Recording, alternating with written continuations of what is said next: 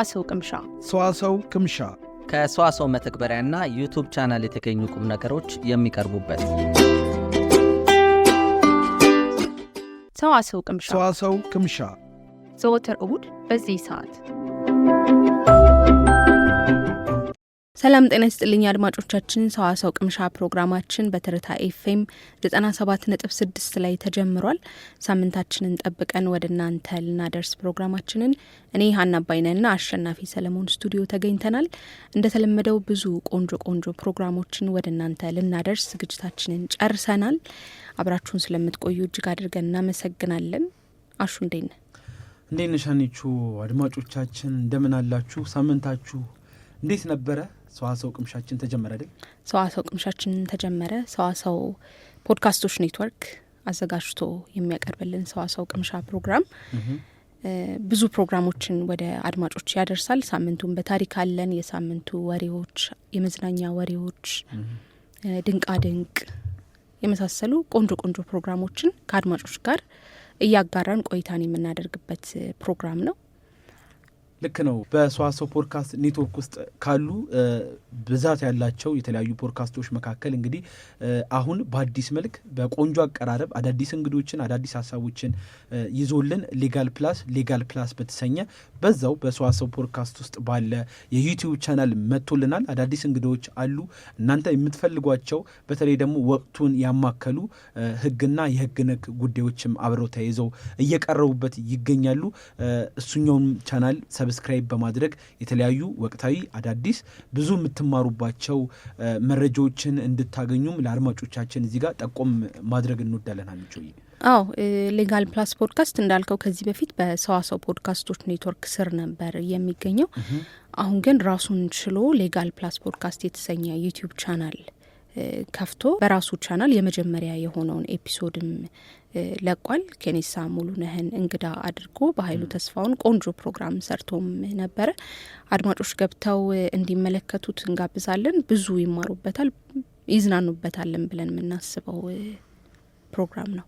ልክ ነው። በተለይ ደግሞ ወጣቶችን እኔ በግሌ ተመልክቼው ነበረና በተለይ ለወጣቶች በጣም ብዙ መነሳሳትን የሚፈጥር በተለይ ለስራ ፈጣሪዎች ለአዳዲስ ኢኖቬሽን ላይ ላሉ ወጣቶች ይሄ ወደኋላ እንዳይሉ የሚያደርጋቸው የጀመሩትን ነገር እስከ መጨረሻው ድረስ ታግለውለት መጨረሻውን እንዲያዩ የሚያደርጋቸው የተለያዩ የህግ ምክሮችም የተለያዩ ላይፍ ኤክስፒሪየንሶችንም ያገኙበታል የሚል ተስፋ አለን። ይህኛውን ሀሳባችንን ልናስተላልፍ ነው። ከዛ ጋር በተያያዘም እንግዲህ የሰዋሰው ፖድካስት ኔትወርክ የዩቲዩብ ቻናልን ሰብስክራይብ በማድረግ የተለያዩ ይዘት ያላቸው የተለያዩ እውቀትን የሚያካፍሉ መረጃዎችን አድማጮቻችን በሰፊው ማድመጥ ይችላሉ። እንደዚሁም የሰዋሰው መልቲሚዲያን የዩቲዩብ ቻናልን ሰብስክራይብ በማድረግ አፕሊኬሽን ከአፕ ስቶር እና ከፕሌይ ስቶር ደግሞ መተግበሪያዎችን በማውረድ ጣዕም ያላቸው ከዓለም የተገኙ የተለያዩ ሙዚቃዎችን እንደዚሁም ደግሞ ሰዋሰው ላይ ብቻ የሚገኙ የትላልቅ አርቲስቶች ዓለም ላይ ያሉ ሙዚቃዎችን ማዳመጥ ይችላሉ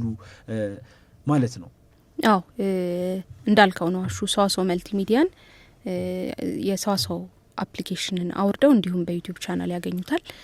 በቅርቡም ብዙ አዳዲስ ነገሮች ይኖራሉ በሰዋሰው መልቲሚዲያ።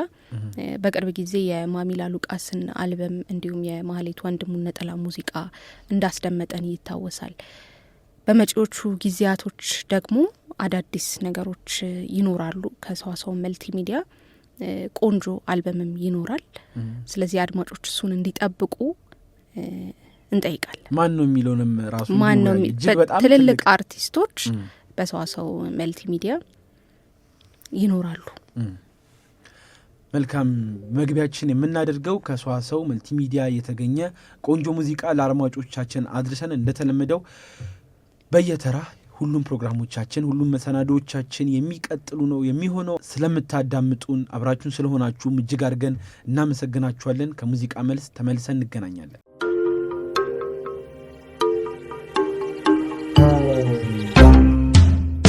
ሰዋሰው ቅምሻ ዘወትር እሁድ በዚህ ሰዓት ተመልሰን መተናል። አድማጮቻችን ወደ ሳምንቱ ወሬዎች የምንሄድበት ሰዓት ነው። በዚህ ሳምንት የተሰሙ ብዙ ጉዳዮች አሉ። አሳዛኝም የሆኑ ክስተቶች አሉ። ከነዛ ውስጥ አንዱ የሆነው እንግዲህ የፕሮፌሰር ኤልሳቤጥ ወልደ ጊዮርጊስ ህልፈት ነበረ። በአዲስ አበባ ዩኒቨርሲቲ የኢትዮጵያ ጥናትና ምርምር ተቋም ዋና ዳይሬክተር ሆና ያገለገለችው እንዲሁም በርካታ የአደባባይ ምሁራዊ አስተዋጽኦ ያላት በዚህም የምትታወቀው ኤልሳቤጥ ወልደ ጊዮርጊስ በተባበሩት አረብ ኤሚሬትስ ሻርጃ ከተማ በሚገኘው ግሎባል ስተዲስ ዩኒቨርሲቲ በአፍሪካ ኢንስቲትዩት በፕሮፌሰርነትና ዲፓርትመንት ኃላፊነትም ያገለገለች ነበረች። በዚህ ጊዜ ነው እንግዲህ እዚህ እያገለገለች ባለችበት ወቅት ነው ባደረባት ህመም ህይወቷ ሊያልፍ የቻለው ማለት ነው።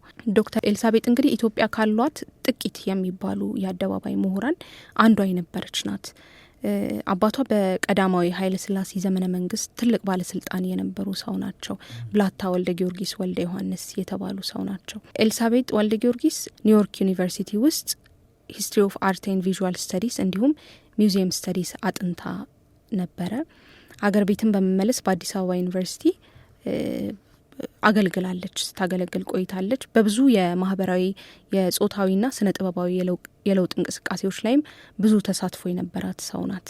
በስነ ጥበብና ታሪክ ጉዳዮች ላይ በተደጋጋሚም እውቀቷን ያካፈለች ሰው ናት። በተማረችበት ዘርፍ ብቻ ሳይሆን ፕሮፌሰር ኤልሳቤጥ በብዙ የተሰባጠሩ ጉዳዮች ላይ በብዙ ሌሎች ጉዳዮች ላይ ብዙ እውቀት የነበራትና የመጽሐፍት ወዳጅ የነበረች ሰው ናት ማለት ነው።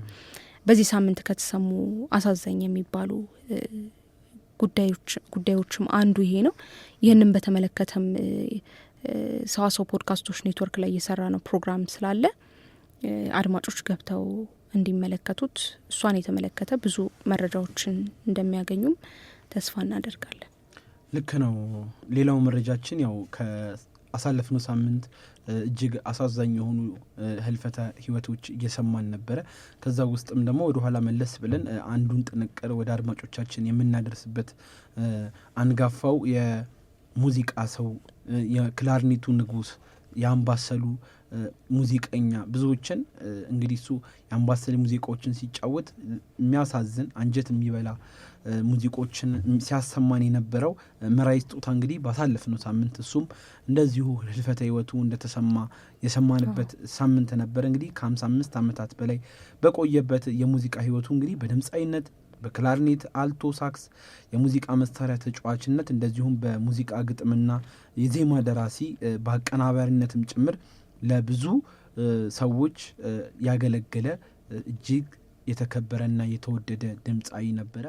ሶስተኛ አድርገን የያዝነው ዜና ደግሞ ታዋቂውን ባቢሎን በሳሎን ተውኔት ይመለከታል። ባቢሎን በሳሎን ተውኔት ወደ መድረክ ሊመለስ ነው የሚለው በውድነህ ክፍሌ ተደርሶ በተስፋዬ ገብረሃና የተዘጋጀው በርካቶች የሚወዱት ባቢሎን በሳሎን ተውኔት ከ2 ዓመታት በኋላ ለአጭር ጊዜ ወደ መድረክ ሊመለስ ነው የተባለው። እንግዲህ ኢትዮጵያ ውስጥ አሉ ከተባሉ ትልልቅ ቲያትሮች አንዱ የሆነው ባቢሎን በሳሎን ተውኔት መድረክ ላይ ቆየ። በጣም የብዙዎችን የሳቃችን ምንጭ የነበረ ብዙዎች የሚወዱት ተውኔት ነው።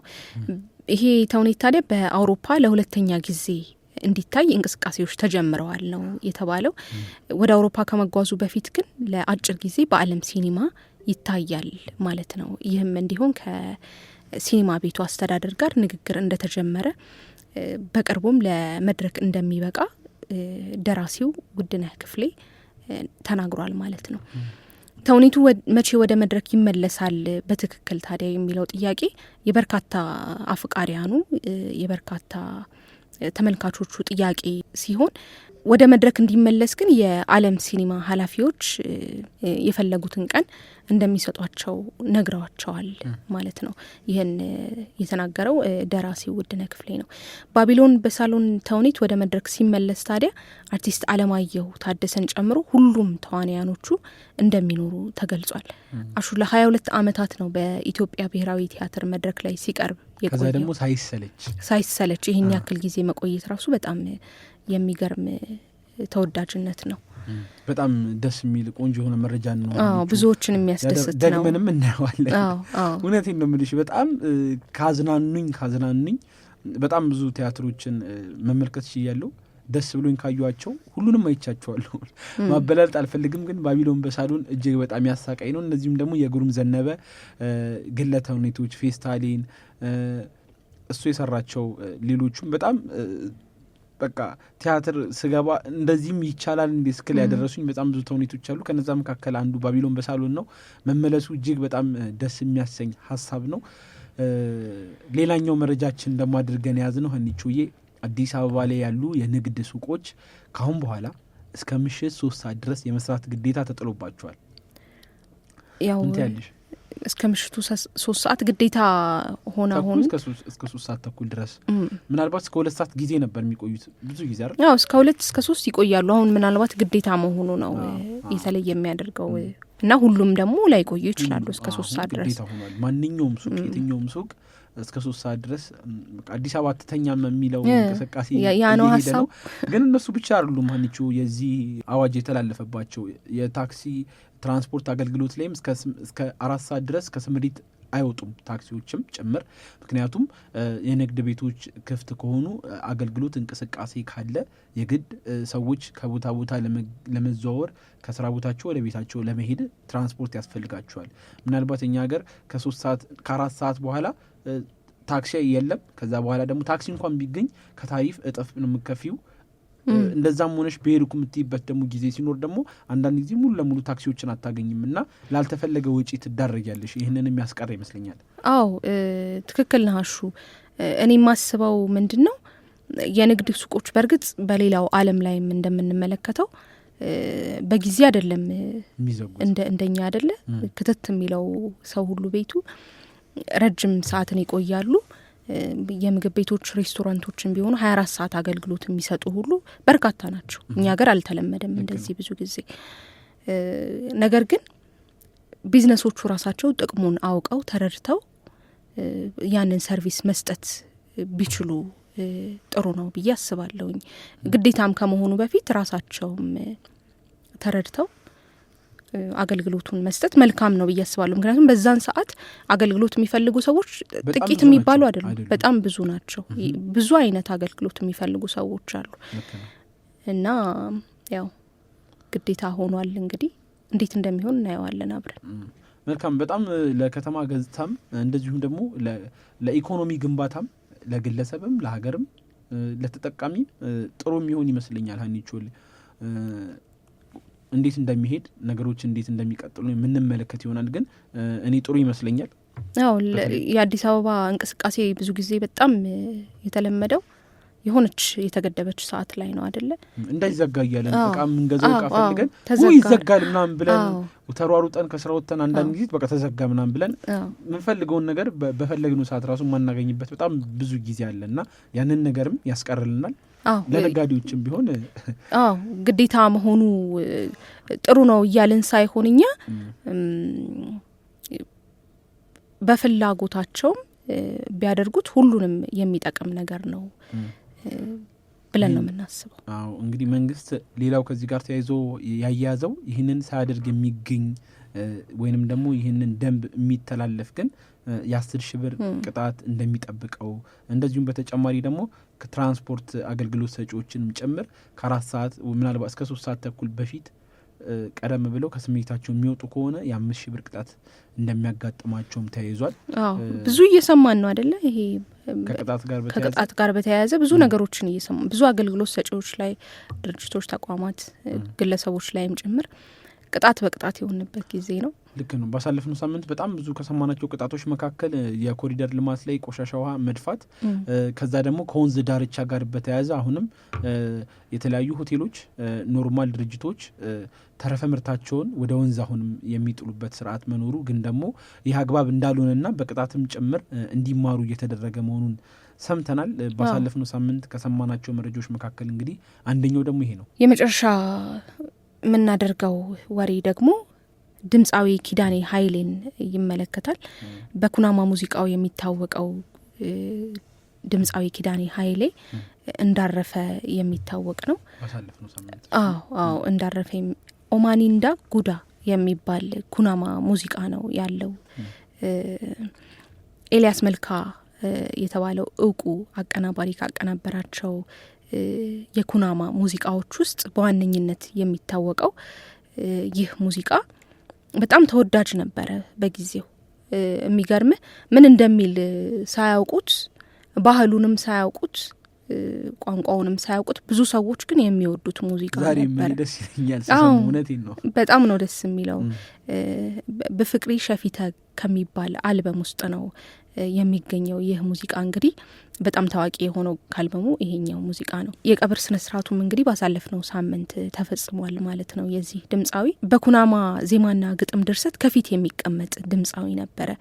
ከዛም በተጨማሪ ሳክስፎኒስትም ነበር ኪዳነ ኃይሌ።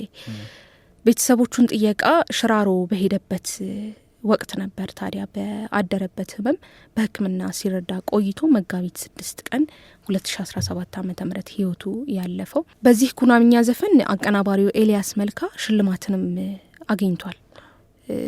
ግጥሙን የጻፈው ዜማውን የደረሰውና ያቀነቀነው ግን ኪዳነ ኃይሌ ነበረ። ሁሌም የሚታወስ ሙዚቀኛም ይሆናል ማለት ነው። አዎ በዚህ አጋጣሚ እኛም ይሄንን ቆንጆ ሙዚቃ ለአድማጮች መጋበዝ እንፈልጋለን። ሙዚቃውን ሰምተን ስንመለስ ለሳምንቱ ከመረጥነው ፖድካስት የተቀነጨበ ፕሮግራም ይኖረናል። አድማጮቻችን እያደመጣችሁ ያላችሁት ሰዋሰው ቅምሻን ነው። በትርታ ኤፍኤም 97.6 ላይ እንገኛለን። አብራችሁን እንድትቆዩ እንጋብዛለን። ወደ ሙዚቃው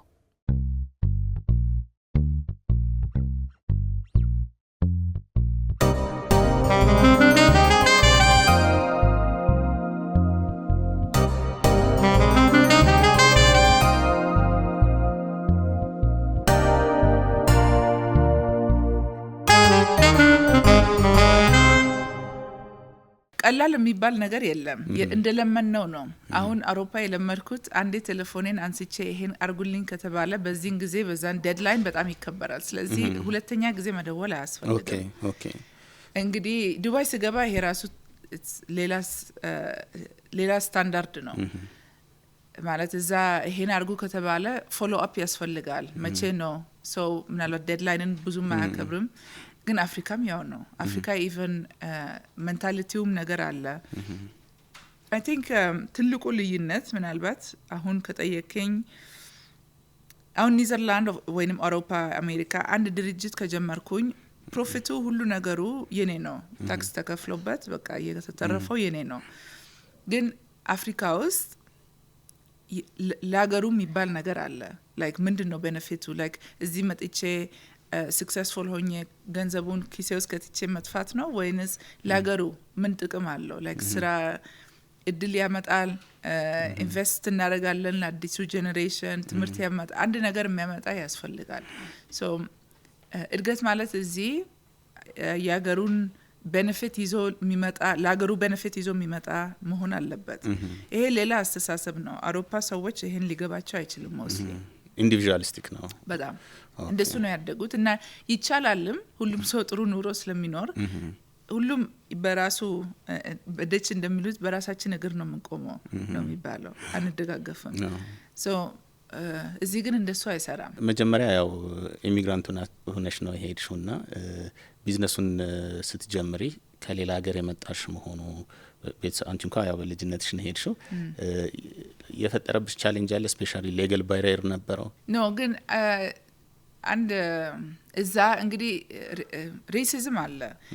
ጥሩነቱ ከኢትዮጵያ መምጣቴ ብዙም አይሰማንም። እኛ ሬሲዝም ያለፍንበት ነገር ስላልሆነ ኒዘርላንድ ትልቅ የገዛችው ኤሪያ አለ። ስለዚህ ይሄ ሴንሲቲቭ ነገር ነው። ሱሪናም ምናምን የድሮ የገዛቸው አገሮቹ ሰዎች እዛ አገር አሉ። ስለዚህ ጥቁርና ነጭ ነገር በጣም ሴንሲቲቭ ነው እዛ። ግን እኛ አይሰማንም ነበር። እኔ ሶ አይ ቲንክ ይሄ ይታያቸውም ነበር። ላይክ ስድቡ ምኑ እዛ ቴንሽኑ አይሰማንም እኛ ቢካዝ ምናልባት ስላላለፍንበት። ግን ሰው የሚመስለው አይ ቲንክ ይሄ በሁሉ ሀገር ሊኖር ይችላል። እኔ እንጃ እኔ እዛ ያለፍኩበትና ያየው ነገር ነው።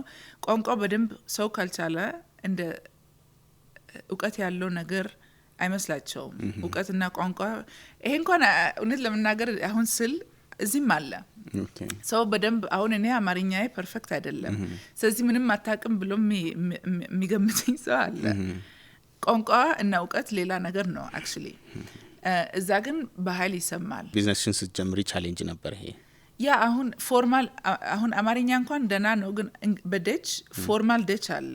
ፎርማል ደች ማለት ጠበቃዎች እና አካውንታንቶች ምናምን የሚያወሩ ቋንቋ እና ይሄ መንግስት የሚልክልክ ደብዳቤ ብዙ ሰው አይገባውም። ኢቨን የራሳቸው ሰው አይገባቸውም። ሰው ይሄን ከቤሲክ ደች እና ፎርማል ደች አለ። ፎርማል ደቹን ካልቻልኩኝ በቃ አንዳንድ ነገር ፕሮሰስ ውስጥ አይገባኝም ማለት ነው። እንዴት አለፍሽው ይሄንን ቻሌንጅ? ፕራክቲስ ማድረግ ነው። እንደገና መደጋገም መስራት። እንደገና ሲያጋጥመኝ አሁን ማንበብ ቻልኩ፣ ይገባኛል አሁን። ግን የህግ ነገርም ህግ ኢዝ ኢንተርፕሪቴሽን። አንዱ ጠበቃ እንዳለኝ አንድ ቴክስት አለ፣ አንቺ ስታነቢው ሌላ ነገር ነው የሚገባሽ፣ እኔ ሳነብ ሌላ። የእኛ ስራ እንደተመቸን ማስረዳት ነው አለኝ በሲቹዌሽኑ። ያኔ ነው የገባኝ። እኔ ስላነበብኩኝ እና እሱ ያለውና እኔ ያለው እኩል ስለሆነ መጥፎ ነው ማለት ሳይሆን እንደ ሲቹዌሽኑ ሁሌ በራስ አንዴም እሱን ጠበቃ ነው የጠየቅኩት። አንድ እሱ ክሪሚናል ኦፌንስ ነው ጠበቃው እና አንድ ክሪሚናል ጉዳይ የወንጀል ስለዚህ አንድ ሰው ገደልኩኝ ካለ ላንተ ስራክን ይለውጣል ብዬ ጠየቅኩት። ሰራ አልሰራ እሱ ስራዬ አይደለም አለኝ። የኔ ስራ እሱን ፕሮቴክት ማድረግ እና እንትኑን ታይሙን የጄል ታይም እስር ቤት የሚገባበት ታይም መቀነስ ነው፣ ሰራ አልሰራ። ስለዚህ ሳነበው ቴክስቱን ህጉን እንዴት አድርጌ ይሄን ወደ ራሴ ቤኔፊት ለውጣለሁ ነው፣ ይሄ ነው ስራዬ አለኝ። ሰራ አልሰራ doesn't matter። እነሱ አምነዋል መስራቱን። ሶ የኔ ስራ ኦኬ። ይሄ ኮምፕሊትሊ አስተያየትን ቀየረ፣ የህግ አስተያየት ማለት። ስለዚህ ምን አረግሽ? ስለዚህ ህግ ፎርማሉን ላይክ እስካሁን perfectly like okay ነኝ ማለት አልችልም። ሁሉ ነገር አውቃለሁ ማለት አልችልም። ግን it doesn't matter። ራሱን መከላከል የሚችል ነው የሚያሸንፈው ማለት ነው ህጉ። አሁን ህግ ብዙ አውቃለሁ፣ በእንግሊዝም በደችም የአውሮፓ ህግ EU አለ እዛ አይደል። አሁን ለሚጠቅመኝ ብዙ አጥንቻለሁ፣ አንብቤያለሁ። ግን እኔ ያነበብኩት እና አንዳንድ ጊዜ ባለቤቴ ያነበበው አንደርስታንዲንግ ኢንተርፕሬቴሽን ሊለያይ ይችላል።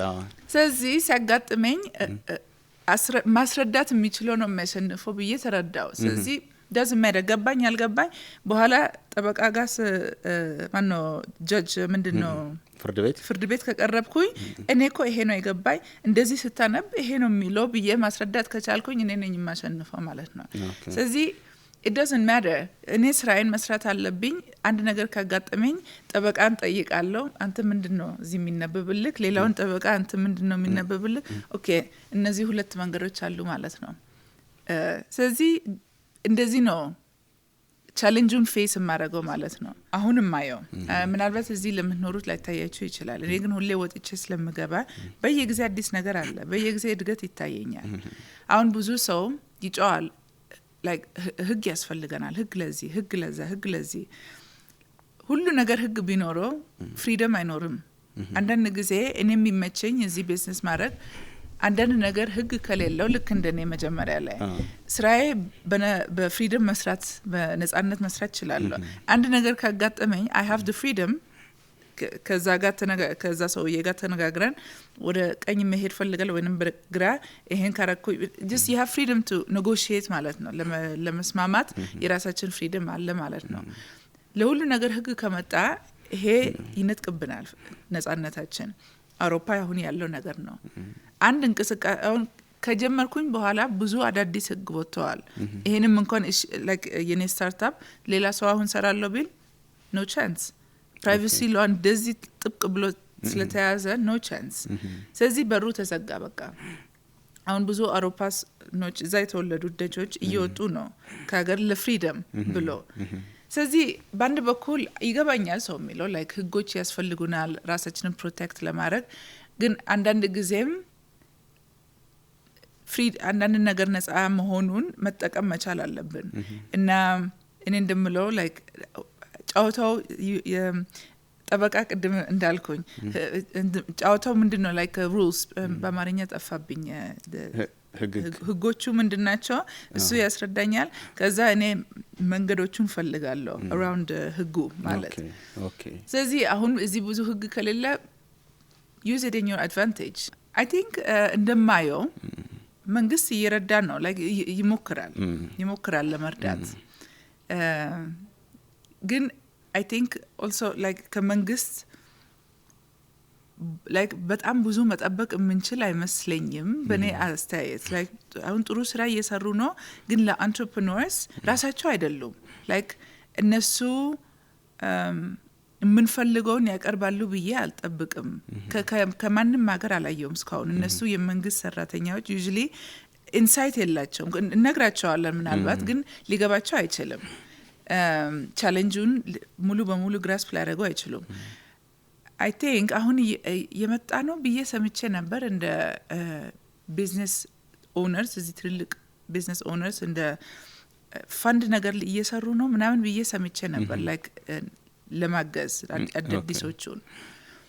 ግን እኔም ስለተጠየቅኩኝ ነው ያወቅኩኝ። ላይክ እዛ ኤክስ አማውንት አስገብተን ከዛ ፒች ያደረገ ፈንዲንግ ያገኛል። እንደዚህ ነገር ገና የተነሳ አይመስለኝም። እዛ ነው ይሄን ነገር ላይ አምናለሁ።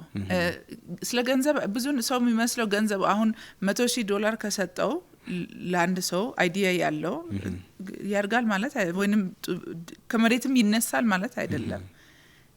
አንዳንድ ጊዜ ኖሌጅ ፈንዲንግ አለ አይደል? እሺ 100,000 ግን ከኔ ጋር ተነጋግረክ ነው የምታወጣው፣ እኔ መራካለሁ የሚባለው ነው። እዛ ላይ ነው ትንሽ እዚህ ኢትዮጵያ ውስጥ ለክ ያለ ማለት ምንድነው የሌለን ነገር። ምናልባት ከተረዳሁሽ የፕራይቬት ኢኩዊቲ ዓለም ላይ በተለይ ይሄ ሲድ ፋይናንሲንግ ነው የሚባለው፣ ገና የተለያየ ስም አለ። እንደሱ ላይ ገንዘብ መስጠታቸው ብቻ ሳይሆን ኤክስፐርቲዛቸውንም ኮኔክሽናቸውንም ኔትወርካቸውንም ይዘው ይመጣሉ። እኔ እንጃ እኔ ባለኝ ኤክስፒሪየንስ ብዙ እንደዛ ኦብዘርቭ አላደረኩምና አሉ የተወሰነ ለመጀመር እየሞከሩ ያሉ እና ከሱ አንፃር ያንቺ ኤክስፒሪየንስ ምን ይመስላል? አይ ቲንክ እሱ the best ነው። ከመንግስት አንዳንድ ጊዜ ህጎቹ ገንዘብ ሰጥተን ረድተን ከዛ ህጎቹ አይመቹም ለአንትረፕረነር ማለት አንዳንድ ጊዜ በአንድ አመት ውስጥ አይነሱም፣ በ5 አመት ውስጥ የማይነሱ አሉ ወይንም ፕሮፊት የሌላቸው ግን ከቀጠሉ በኋላ ላይ የሚያርግ እንደ ሲቹዌሽኑ ነው። ይሄ ግን አንትረፕረነር ራሱ ነው ሊታየው የሚችለው። አንዳንድ አውሮፓ ውስጥ አለ የመንግስት እርዳታ ለአንትረፕረነርስ በ2 አመት ውስጥ መልሰክ መክፈል አለብክ። በ2 አመት ውስጥ ካወጣ ራሱ በጣም ጥሩ ነው ብሎ ነው የሚወራ። ስለዚህ እዳ ውስጥ እንደውም ትልቅ ችግር ውስጥ ይወድቃሉ ማለት ነው። ኖሌጅ እና ኔትወርክ ነው እዚህ በጣም የሚፈልገው አንደር ኤስቲሜት የተደረገ ግን እየመጣ ነው። አሁን ዳያስፖራም ከውጪ ብዙ እየተመለሰ ነው፣ ኢትዮጵያ ብቻ ሳይሆን አፍሪካ። ስለዚህ እድገቱ ይታየኛል። ግን እውቀቱ አንዳንድ ጊዜ እዛ ላይ ነው። ከዚህ በፊት ስለ ሜንቶርሺፕ ኢንተርቪው ላይ ስትናገሪ ሰምቼሻለሁና በዚህ ኤሪያ ኢትዮጵያ ውስጥ ላሉ ኢንተርፕረነሮች ሜንተር የማድረግ ሀሳብ አለሽ? ምናልባት ፊውቸር ውስጥ በትልቁ ማለት ይሄ ሲጀምር ይሄ የራሴ ነገር ነው፣ ግን በጣም ከባድ ነው። አንዳንድ ጊዜ ብዙ በእኛ ባህል ውስጥ ብዙ ግን ይሄ ከሆነ like ብዙ ፍርሃት አለ። ለኔ አሁን ሜንቶርሺፕ አደርጋለሁ ካልኩኝ ራሴን ወደዛ like እንዴት ልበል ሪሰርች ማድረግ አለብኝ። እነሱ በምን ሁኔታ ነው ያሉት እና እንዴት ከዛ አስወጣቸዋለሁ መጀመሪያ ማለት ከዛ ወደ ቢዝነስ እኔ ወደ ቢዝነስ ውስጥ ገባው። ግን ሰው አንዳንድ ጊዜ እንግዲህ እናቴ ናት actually ያለችኝ አንቺ አልገባሽም ሰዎቹ የሚሉት ትለኛለች። ከሷ ጋር አንዳንድ ጊዜ ምክር ስጠይቃት ይሄ አንቺ አልገባሽም ሰዎቹ የሚሉት ባሉበት ሲቹዌሽን አልገባሽም ትለኛለች። ምኑ ነው ያልገባኛው ተናገሩ አለ። እሷ ሜንታሊቲውን ነው የምትለው እና በኋላ ላይ ሳይ ልክ ናት። ሜንታሊቲው ገና አልገባኝም። የዚህ አገር ሜንታሊቲ ረጅም መንገድ አለ ገና የምንራመደው።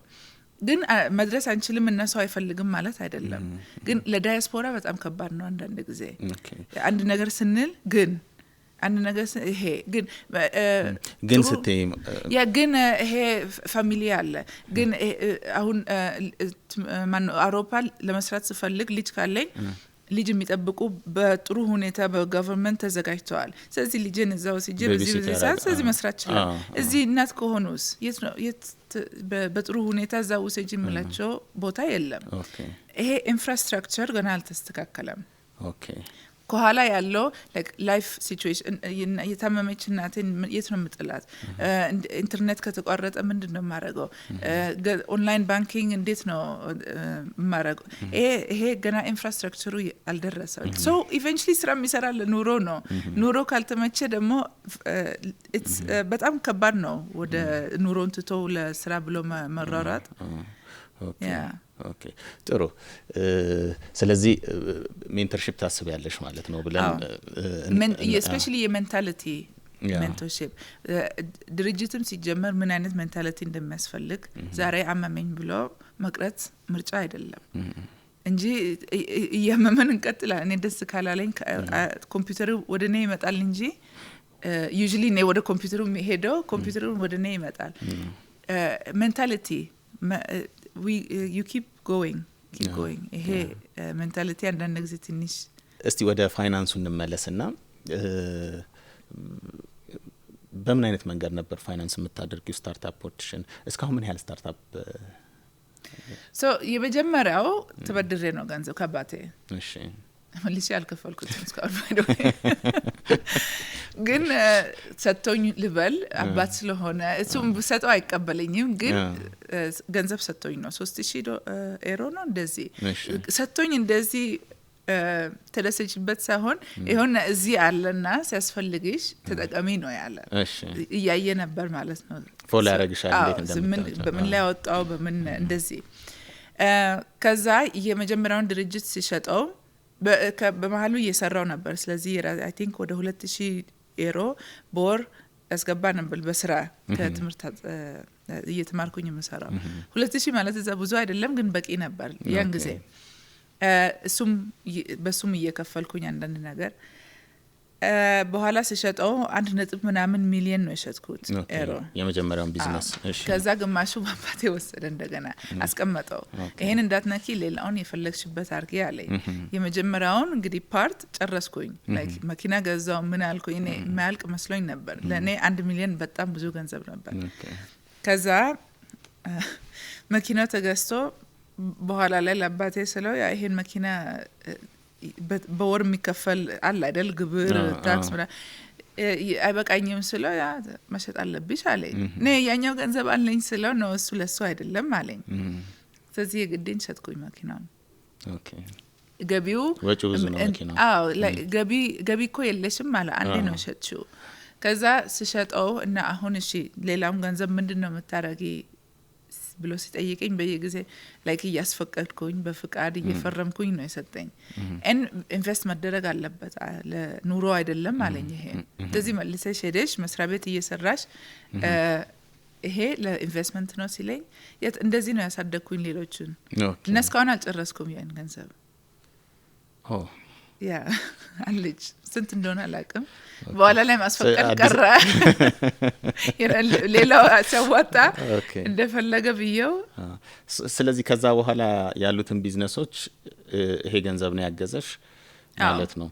ጥሩ።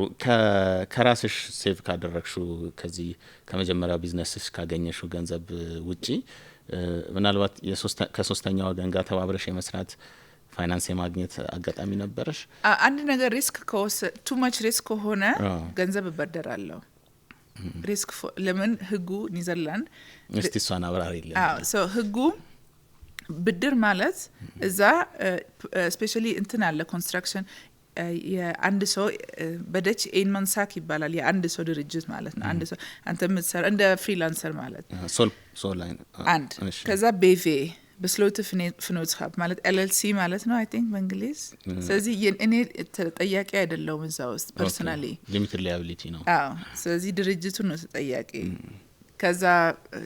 ከዛ በኋላ ሞር አለ ግን እኔ ሞስትሊ በቤቬ ማለት ኤልኤልሲውን ነው የምሰራ።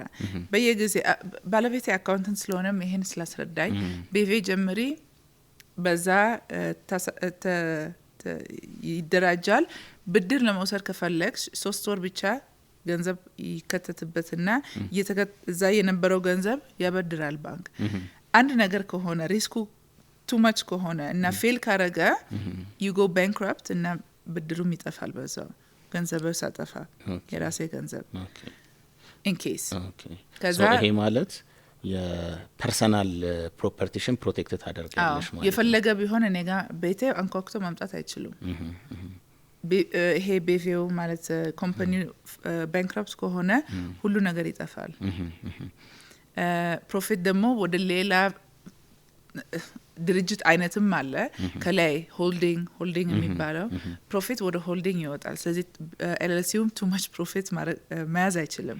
ያልበለዛ ታክስ እንከፍላለን ቱ ማች። ስለዚህ ወደ ሌላ ይከፈላል ማለት ነው ፕሮፊቱ። ግን the highest point ብድር ይጠየቃል። ብድሩ ገንዘብ ላይ ማነው ባንክ ላይ ይወጣል። ከዛ እንትኑን እናካፍላለን። ፕሮፊቱ ሃይ ከሆነ ብድሩን እንጨምራለን ኔት ፕሮፊቱ ሎው እንዲሆን። ያለዛ ታክስ ይወስዳል ማለት ነው። ኦኬ እሺ። ስለዚህ ይሄ ነገር ያው አንደርስታንድ አድርገሻል። ከዚህ በመነሳት ነው ፋይናንስሽን ብድር ማለት ነፃ ገንዘብ ተሰጠኝ፣ በዚህ ገንዘብ ጋምብል አረጋለሁ እና ስትራቴጂውን ስለሚያውቁ በዛ ላይ ስም ክሬዲት ምናምን አለ አይደል ሜርክ success rate high ስለሆነ ኦኬ ሞር ይሰጡኛል። በነሱ ገንዘብ ሰርቼ አደራጅቼ ፕሮፊቱን ወስጄ ገንዘቡን መልስላቸዋለሁ።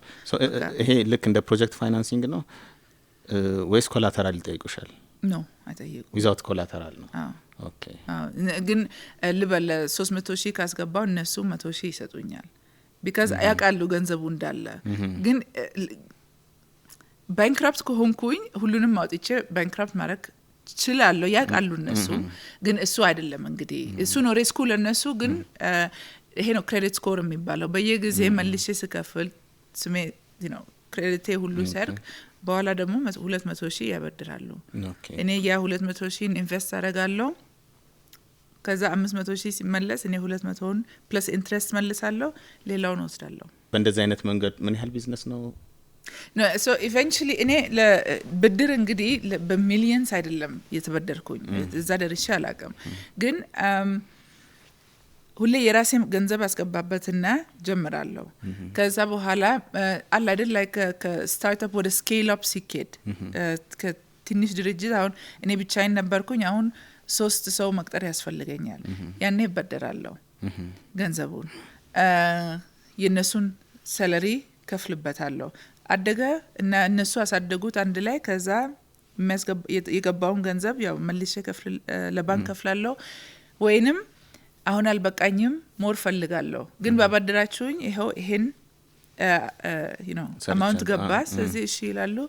እንደገና ይፈርማሉ፣ የደብል ያደርጉታል ማለት ነው። እንደዚህ እናድርጋለን። ግን ሁሌ እዳ የኔ ጓደኛ ነው እላለሁ። እዳ የኔ ባላንስ ነው። እዳ እንወስዳለን። ቤሲክሊ ነፃ ገንዘብ ማለት ነው። በነፃ ሰው ገንዘብ ሰጠኝ፣ በሌላ ሰው ገንዘብ ድርጅትን ያሳድጋለሁ፣ ቶሎ መልሳለሁ ሰዓቱ ሳያልፍ።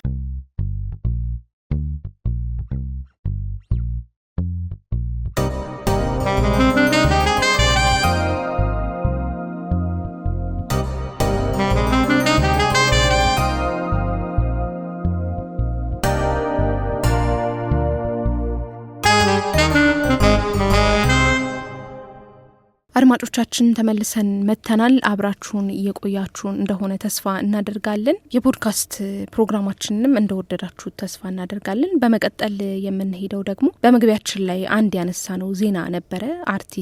አንጋፋው አርቲስት መራዊ ስጦትን እየተመለከተ በዚህ ሳምንት ህይወቱ ማለፉ ይታወቃል። ይህን አንጋፋ የኪነ ጥበብ ሰው የተመለከተ ፕሮግራም ደግሞ በሰዋሰው ፖድካስቶች ኔትወርክ ሰርተናል። ያዘጋጀና ያቀረበልን ደግሞ አሸናፊ ሰለሞን ነው።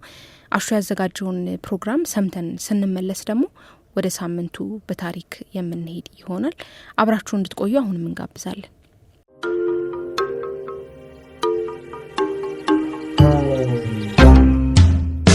ሰዋሰው ቅምሻ ዘወትር እሁድ በዚህ ሰዓት። እንዲው የወጣትነት ወርቃማ ዘመኑን ያገለገለበትን በጉልምስና ዘመን የናኘበትን መስሪያ ቤት በጡረታ ዘመን ደርሶ እንኳን ልረፍ የማያሰኝ የሙያ ፍቅር አለ ብትባሉ እንዲያው ታምናላችሁ? ምን ሆነ መሰላችሁ? ሆነ ብሎ የቀደደውን ብርድ ልብስ ላሰፋ ነው ብሎ ከቤት እንደወጣው የቀረው ወጣት ጥበብ እጇን ዘርግታ ዓለም አቀፍ ዝናን አጎናጽፈዋለች። እሱም ጥበብን አላሳፈረ፣ እስከ ለተሞቱ ተገዛላት እንጂ እንዴት ሆኖ የሚል ጥያቄ ይፈጠርባችሁ ይሆናል። የወርቃማው የኢትዮጵያ የሙዚቃ ታሪክ ባለውለታ በኢትዮጵያ ዘመናዊ የሙዚቃ ታሪክ ውስጥ ግንባር ቀደም ቦታን ከሚይዙ አንጋፋ ሙዚቀኞች መካከል አንዱ ነው። ከ55 ዓመታት በላይ በቆየበት የሙዚቃ ህይወቱ በክላርኔት፣ አልቶ ሳክስ የሙዚቃ መሳሪያ ተጫዋችነት፣ በሙዚቃ ግጥምና ዜማ ደራሲነት፣ በአቀናባሪነት እንደዚሁም በኃላፊነት ወይንም በአመራር ቦታ ላይ ለበርካታ ዓመታትም አገልግሏል። የአምባሰሉ ንጉሥ፣ የክላርኔት ንጉሥ በመባል የሚታወቀው ጋሽ መራዊ ስጦታው ውልደትና እድገቱ ከወሎ አምባሰል ልዩ ስሙ ዳቃ ወረዳ እንደሆነም ይነገራል።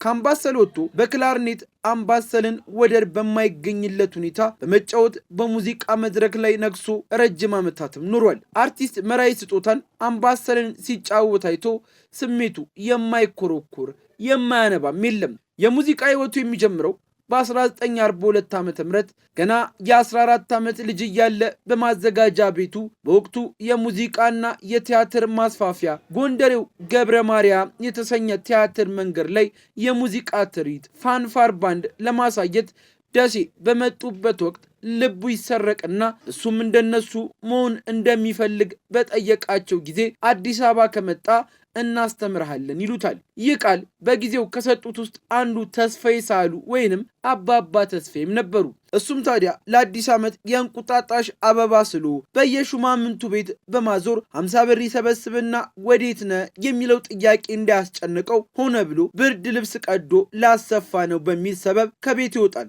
ከአንድ ጣሊያናዊ ሹፌር ጋር ተነጋግሮ በትሬንታ ኳትሮል ተጭኖ ወደ አዲስ አበባም ይመጣል። አጣይቁም ቃል የገቡለትን ሰዎች ያገኙና በ14 ዓመቱ የሙዚቃ ትምህርቱን ይጀምራል። ከትምህርቱ ጋር አንድ ላይ ማደሪያና የኪስ ገንዘብ ጭምር ይሰጠውም ነበር። በወቅቱ ከሱ ጋር አብሮት ከነበሩት ሙዚቀኞች መካከል የሳክስፎኑ ንጉሥ ጌታቸው መኩሪያ አንደኛውም ነው። 6 ዓመት በዚህ ሁኔታ ካሳለፈ በኋላ የጃንሆይ 25ኛ የብር ኢዮቤልዩ በዓል ምክንያት በማድረግ የአሁኑ ብሔራዊ ቲያትር የቀድሞ ቀዳማዊ ኃይለ ሥላሴ ቲያትር ቤት ሲቋቋም ከተመረጡት 13 ሙዚቀኞች መካከል አንዱ በመሆን መስራችም ሆነ።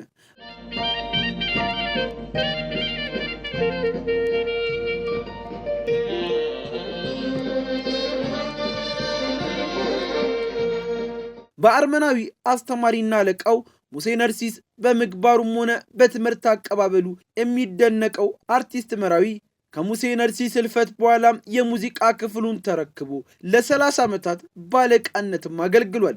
በዚህም ወቅት ለአርቲስት ሚኒሊክ ወስናቸው፣ ለመልካሙ ተበጀ፣ ጠለላ ከበደ፣ ፍቅር ተደሳለኝ እንደዚሁም ለበርካቶች ግጥምና ዜማን ደርሰዋል። ሙዚቃም አቀናብሯል። ከነዚህ ውስጥ የሚኒሊክ ወስናቸው የኢንጆሪ ፍሬ፣ ትዝታ አያረጅም፣ ስኳር ስኳር፣ አፈራት ትንፈጊኝ እንደዚሁም ደግሞ በምድር ሱዳን ያለሽው ጥቁሯ ጽጌሬዳ፣ የመልካሙ ተበጀ ብዕር ብዕር፣ ሰላም ጤና ይስጥልኝ፣ ንቢቱ፣ የፍቅር ተደሳለኝ፣ ልማት ልማት ሌሎችም ይገኝበታል። ከዚህ ባሻገር ከ200 በሚያንሱ አብዮታዊ መዝሙሮችን ለሮሬት ጸጋዬ ገብረ መድኅን ለሌሎች በርካታ ታዋቂ ቲያትሮች ማጀቢያ ሙዚቆችንም ደርሷል። የቅዱስ ጊዮርጊስ ስፖርት ክለብም የመጀመሪያ የሆነውን የክለቡን መዝሙር የሰሩም አርቲስት መራዊ ስጦታም ናቸው። በአፄ ኃይለ ሥላሴ በዘመነ ደርግና በዘመነ ኢህአዴግ ጊዜም በተሰራው የኢትዮጵያ ሕዝብ መዝሙር ላይ የጋሽ መራዊ ትንፋሽ የተቀረጸም ሲሆን ዜማው በሚሰራበት ጊዜም ኦርኬስትራውን የመምራት የማስተባበር ስራውን የሰሩት ጋሽ መራዊ ስጦታም ናቸው።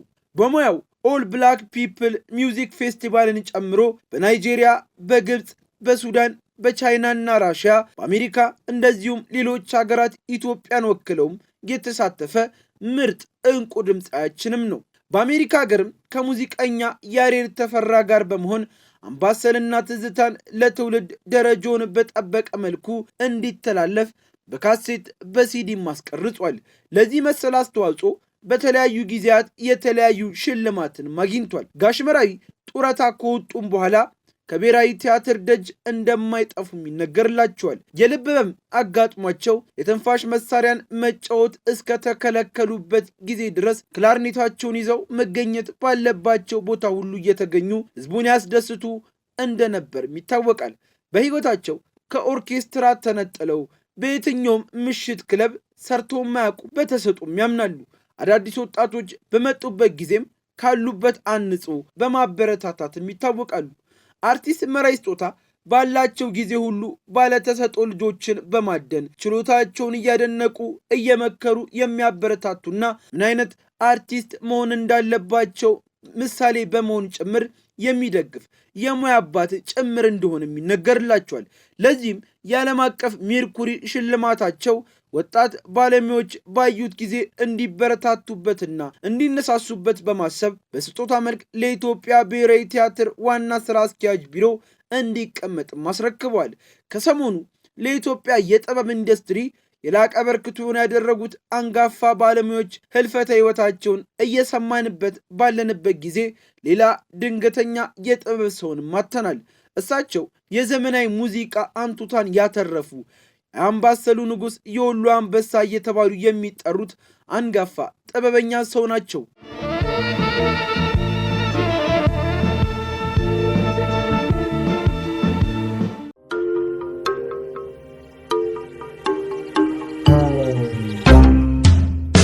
ሰዋሰው ቅምሻ ዘወትር እሁድ በዚህ ሰዓት ተመልሰን መጣን። አድማጮቻችን የመራዊ ስጦትን የተቀነጨበ ታሪክ አሰማናችሁ። ከዛ ደግሞ ቆንጆ የሆነ ከሰዋሰው መልቲሚዲያ የተገኘ ሙዚቃ አዳመጠን። አሁን ደግሞ ሰዓቱ ሳምንቱን በታሪክ ወደ እናንተ የምናደርስበት ሰዓት ነው። ለዛሬስ ደግሞ አንቺው ምን ይዘሽልናል? ለዛሬም እንደተለመደው አንድ ከዓለም ዙሪያ ያገኘሁትን የሳምንቱን በታሪክ ጉዳይ ነው ይዤልህ የመጣሁት። አሹ አፓርታይድን ይመለከታል። የአፓርታይድ ስርዓት እንግዲህ በደርግ ዘመን የነበረው በእኛ ሳይሆን በደቡብ አፍሪካ የእኛን አይደለም የደቡብ አፍሪካን በማርች 17 1992 ዓመተ ምህረት ላይ ነጭ የሳውዝ አፍሪካ ዜጎች ሪፈረንደም አካሄዱ። ይህም የአፓርታይድ ስርዓትን ለመገርሰስ ነበረ። አፓርታይድ እንደሚታወቀው በሳውዝ አፍሪካ ነጮችና ጥቁሮችን የሚለይ ስርዓት ነበረ። ትልቅ የዘር ልዩነትን የሚያመጣ ስርዓት ነበር። ጥቁሮችና ነጮች የሚያደርጓቸውን ነገሮች የሚለይ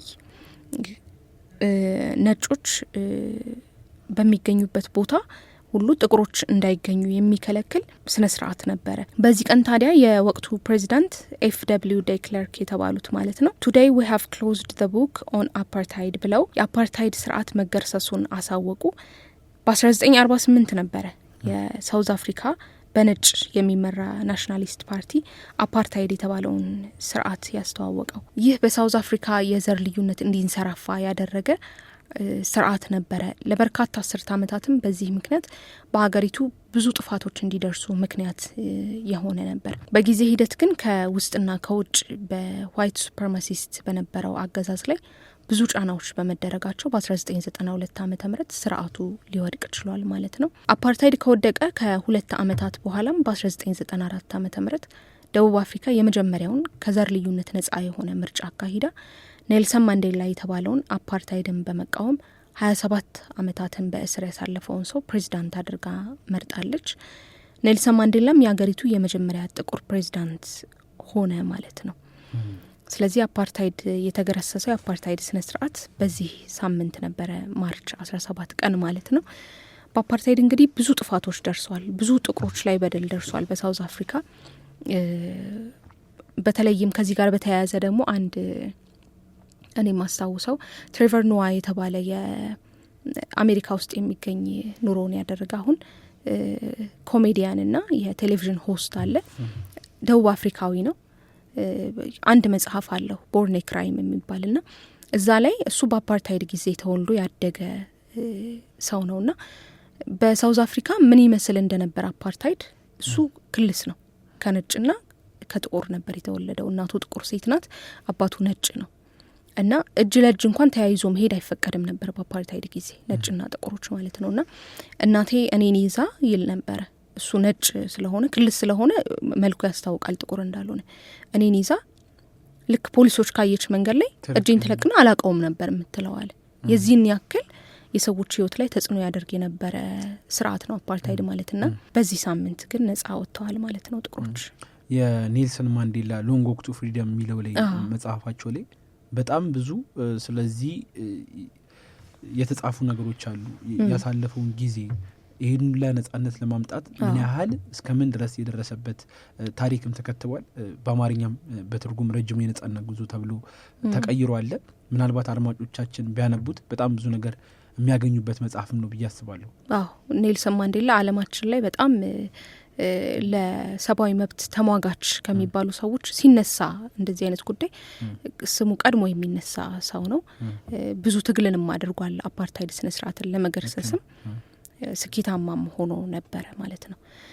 የሳምንቱን በታሪክ ወሬያችን ለዛሬ ይህንን ይመስላል። ሙዚቃ ሰምተን ስንመለስ ደግሞ የድንቃ ድንቅ ወሬ ይኖረናል።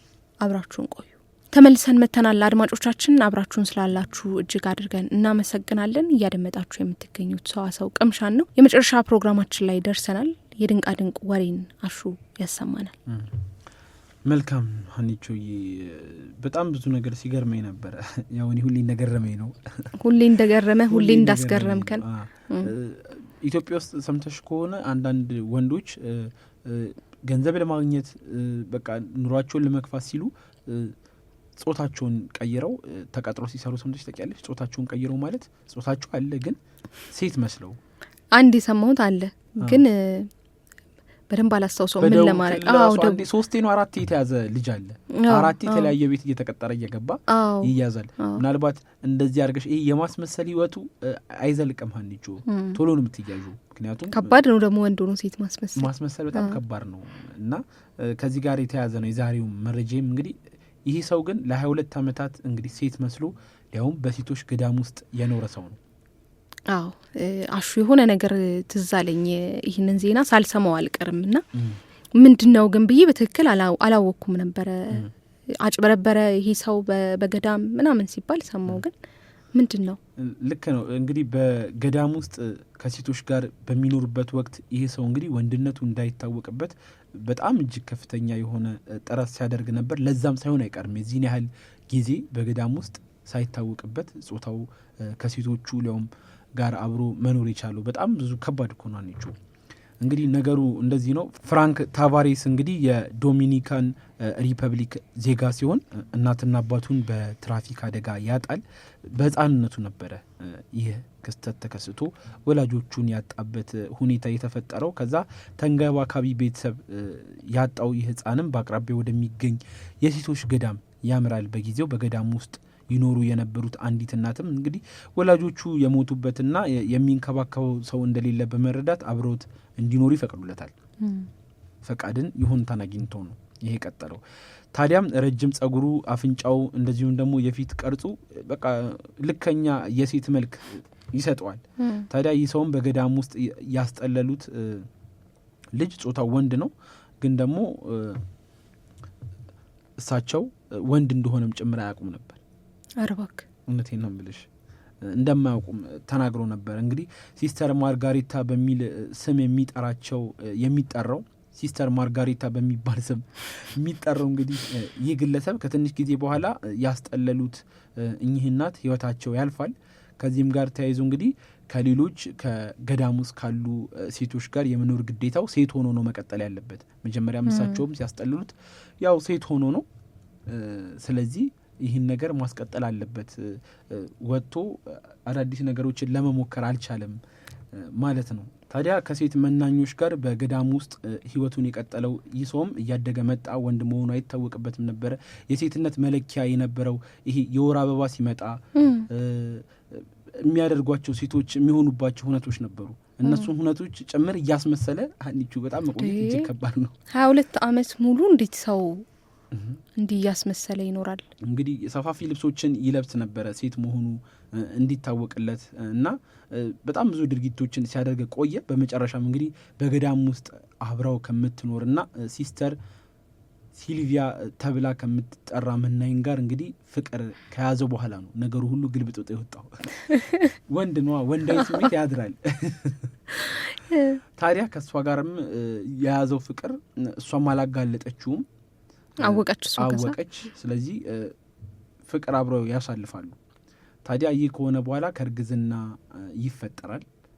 ከዛ በኋላ ነው እንግዲህ ህይወቱ ምስቅልቅል የተጀመረው። ይህ ሰው ሲናገር ህይወቴ ምስቅልቅሉ የመጣው የእሷ እርግዝና ከጀመረ በኋላ እሷ ከገዳሙ እንውጣ፣ ስራ እንፈልግ፣ ልጆች እናሳድግ የሚል ጥያቄ ብታቀርብልኝም ጥያቄን ሳልቀበላት ግን ቀርቼ በገዳሙ ውስጥ ለመኖር ያደረገው ጥረት ህይወቱን አመሳቃቅሎበታል። ታዲያ ከትንሽ ጊዜ በኋላም ከገዳሙ ወጥቶ ወንድነቱን ተቀብሎ ስራ መጀመሩን የሚናገረው ሰው ሲልቪያ ግን ከልጇ ጋር ወደ አሜሪካ መጓዟንም ኦዲቲ ሴንትራል የተባለው የመገናኛ ብዙሃንን ዋቢ አድርጎም ነው የዘገበው።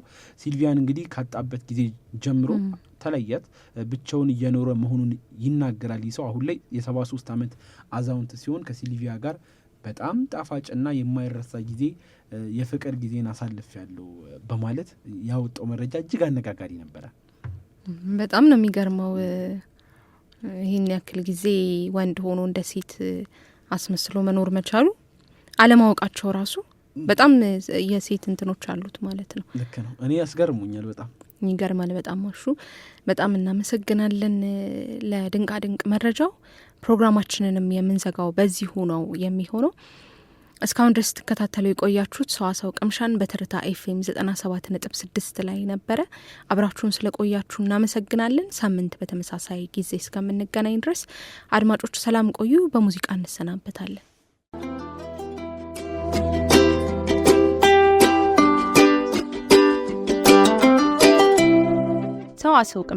ሰዋሰው ቅምሻ ከሰዋሰው መተግበሪያና ዩቱብ ቻናል የተገኙ ቁም ነገሮች የሚቀርቡበት